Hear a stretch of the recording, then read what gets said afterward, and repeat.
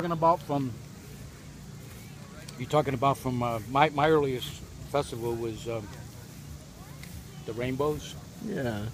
What's your experience? Is there a new evolution going on, or is this a Well, continuation? I can't honestly say because this is my first festival besides the Georgia Boogie Huh. 11 years ago. I haven't really been to any festivals, Mm. and I really haven't been around here a lot to know the difference. I mean, to how it's got a feel of anytime you get people out in the woods, away from their uh, regular occupation, they always feel like freer and looser. Yeah.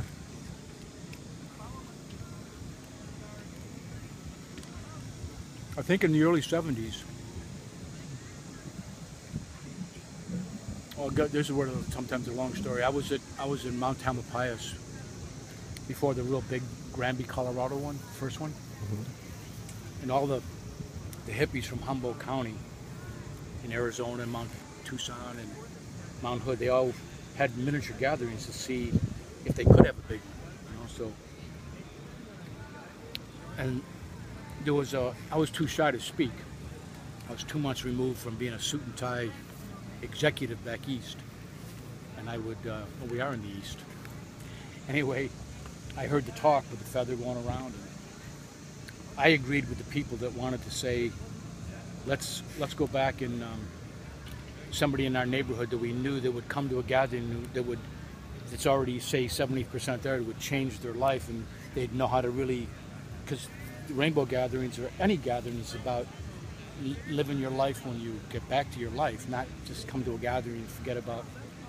So the other 50%, no, let's just come one, come all. We don't want to have any exclusions. Well, they put signs up in every health food store. First annual rainbow gathering, July 1st, Granby, Colorado. And somehow, when people think they're coming to a party, they, their people were still peeing in the streams and not really looking at the whole ecological. Because the rainbows, the original, I was fortunate enough to hang out with a lot of the Humboldt characters, and they wanted to teach. That was the whole philosophy, like they dropped out, they had money, and they said, let's just pull our money and let's have a gathering. That's how it started. Do you think the ecological consciousness is improved? Is any better with the current generation of parties, or? I think society in general in Asheville, I think we're right at the tipping point where there's going to be some major changes on the planet, and I think there's a lot of disillusionment now among 20-year-olds because, like I said, when we started the first Rainbow Garden, we were silly enough to think we were going to change the world like in 5 years. Like a guy put a note out, he goes, when do you think we're going to solar energize the entire United States? And everybody wrote down a figure and threw it in a hat. Nobody went over 1978. I'm talking about the entire United States, not one person. So it's hard to be happy if you're 21 if you think the world's going to end in 4 years, And I think a lot of kids really feel that way. I mean, my sons and daughters. So I think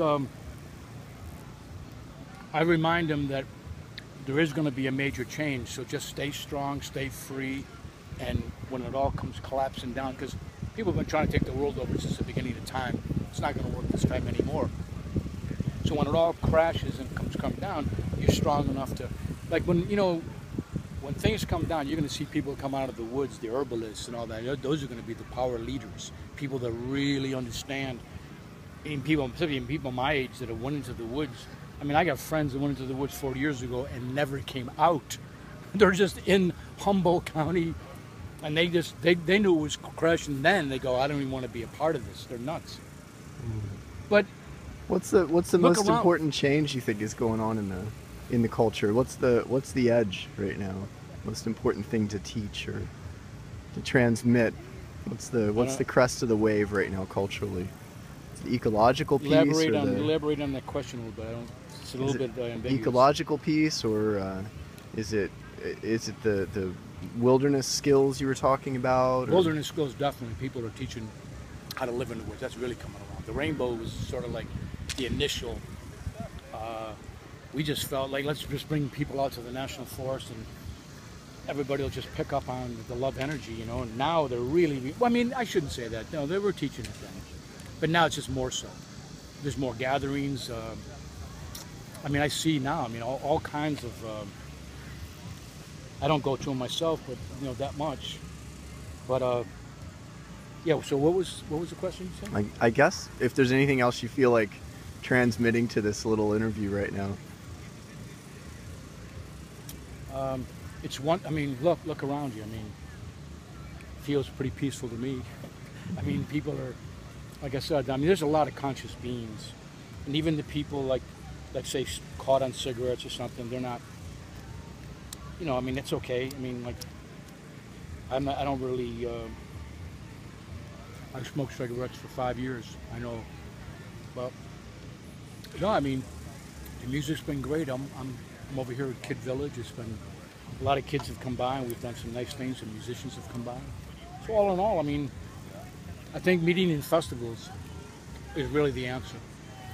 Like coming together, like talking to this guy, Big Poppy's doing a thing up called Soul Shine, about 3 weeks. We're talking about, you heard the term indigo kids. Most everybody that's, you know, got a, I will say one thing, you don't like the word hippie? The word hippie for 40 years has been just banished around and really not looked at. Back. When I come from the beatnik generation from the 50s, beatniks always said to each other, when they were explaining something, they just went, are you hip? Do you know what's happening? What's going on with the government, with your job, with your life and everything? So hippie just means you want an artistic job for employment. You'll live and let live as long as you don't poop in the stream. You'll go to more in length than any other group of people to have peace. And the fourth one, which is just as more important, whatever's told to you, whatever you see around you, you decipher what's really going on, not just what appears to be going on. That's a hippie, someone that's hip. And then at the bottom is you can bathe and still be called a hippie. It's not just someone that goes, hey man, you know, around 3 and then show up 3 days later. That's not a hippie. A hippie is someone that lives and lets live, and if I make a promise to you, your word's all you've got. If I say something to you, you can still be a hippie and show up. You know what I mean? So if it was like, that's what came really, most of the rainbow gathering were hippies that if they heard you having problems, they came over and helped you. Whatever they needed. It just got tired of it, and it got drainbowy when a lot of the rainbows just kind of like got tired of being nursemaids. And if you had one phrase to say what really is going on here right now, today, right now, yeah. You know, what's going on right now here at this specific spot right now? Really hot. We're out in the middle of field. It's July, and we're in North Carolina. But other than that, I just speak. It's a form of love. Everybody's coming out from their inside and trying to be real as they can. That's what I would say. Thank you, Freedom. Sure, man. That's fun. I appreciate it. What you doing, like those documentaries? Yeah, I'm missioning toward life purpose right now, and I'm just seeing where the intuition takes me. If I tune in, look around, try to be hip, I would say. And Documentaries see where I come from. Documentaries put together properly teach a lot. A good film, you know, especially if it's got a nice soundtrack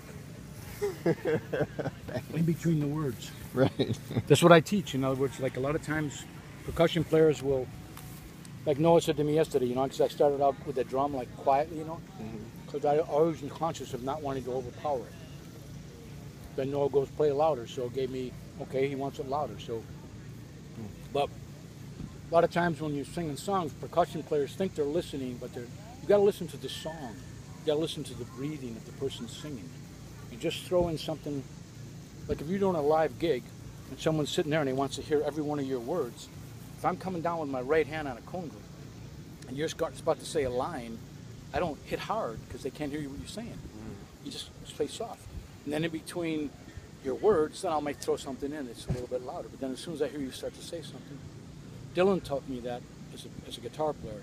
If you notice in a lot of folks rockers, they'll strum really fast, but just because in other words, just because you speed up doesn't mean you have to get louder. So Dylan will strum his guitar real fast, and then when he goes to say his words, he keeps the strum the same speed, but he just lightens the volume. And then when he goes to say the words, he comes out louder, lower with his guitar, louder, lower, louder, louder, as he says. So basically, he's making love with his vocal and his guitar. It's all a little. That's why they loved him. He was one of the first ones to say something really powerful about life, but say it in a real, fast, rhythmic motion. Kind of. It wasn't rock and roll. It was more or less like folk rock's a little different. It's not just. Well, Jackson Browne. I don't mean it's just Dylan. I just fell in love with Dylan because my brother loved him, and